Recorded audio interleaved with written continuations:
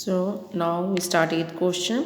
If known parallel sides of a trapezium are equal, then prove that it is a cyclic. कि एक trapezium क्या होता है, जिस क्वाड्रिलेटर का वन पेयर पैरेलल हो अपोजिट साइड का, वन पेयर नॉन पैरेलल हो, उसकी नॉन पैरेलल साइड्स क्या हैं, इक्वल है, हमें शो करना है साइक्लिक है. Cyclic means sum of opposite angles is 180. So from above information, firstly we draw figure. So now we draw trapezium ABCD. Clear? This is trapezium ABCD. One pair is parallel and one pair is non-parallel, and its non-parallel side AD and BC, these are equal. Clear? ABCD is a trapezium and AB parallel to BC, AB और BC parallel है, and AD equal to BC है. And what we have to show, this is a trapezium ABCD is a cyclic. इसे cyclic show करें. उसके लिए हम क्या करेंगे, we draw a line from C parallel to AD. तो हम यहाँ से C को इसको जो है ड्रॉ करेंगे लाइन AB के parallel. So this CE parallel to DA, हमने CE parallel to DA draw की या AD ड्रॉ की, विच मीट्स, जो AB को कहाँ मीट करती है, E पॉइंट पे. Clear? So now start. In this figure we have AB parallel to CD. This thing we have given. This is a trapezium. So AB parallel to DC. और AB अगर DC के parallel तो AB को हम AE भी लिख सकते हैं. ठीक है, E पॉइंट उसके ऊपर लिया है, so AE is also parallel to DC and CE parallel to DA. CE parallel to DA. Why? We have do this construction.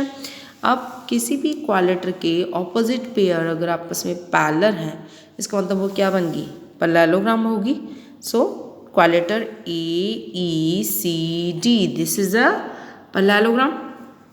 अब पैरेललोग्राम की क्या होती हैं, ऑपोजिट साइड्स इक्वल होती हैं. So AD equal to CE.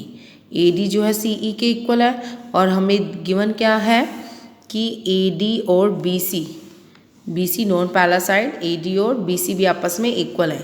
AD CE के equal है, opposite sides of parallelogram, और AD जो BC के इक्वल है. इसका मतलब ये दोनों साइड BC के इक्वल है, इसका मतलब ये आपस में भी क्या होंगी, इक्वल होंगी.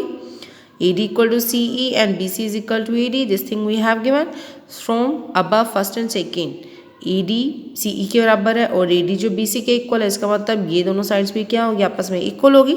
हमने AD की जगह क्या लगा दिया, BC, या BC इक्वल टू AD है और AD किसके बराबर है, CE, तो हमने BC की जगह क्या लगा दिया, CE.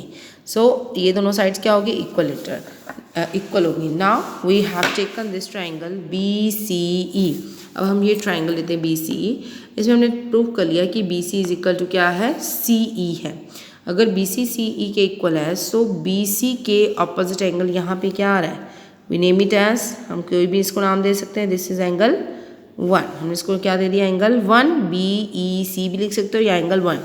इस एंगल 1 इज इक्वल टू, और EC के ऑपोजिट एंगल क्या आ रहा है, angle B is equal to angle B. Clear? Equal sides have equal angles opposite it. You can write a reason also. Equal sides have equal angles opposite to it. Clear? So now this is parallelogram. ABECD क्या parallelogram है, अभी हमने proof किया है. So parallelogram के opposite angles क्या होते हैं, equal होते हैं. So angle we name it as here angle 2. So this angle 2 is equal to angle D. Opposite angles equal होते हैं, 2 और D क्या हो गए, इक्वल हो गए. Clear? So now we have to show angle D plus angle B. अगर इन दोनों का सम हम 180 शो कर दें, तो ऑपोजिट एंगल का सम 180 शो हो गया, इसका मतलब ये साइक्लिक होगी. कोई भी एक पेयर आप शो कर दो, A और C कर दो या B और D कर दो, तो 1 और 2 दोनों का सम क्या होगा, 180. वाई, लीनियर पेयर बन रहे हैं, दोनों साथ साथ एक ही पॉइंट पे हैं. अब एंगल 2 किसके इक्वल है, D के. एंगल 1 किसके इक्वल है, B के, फ्रॉम थर्ड एंड फोर्थ.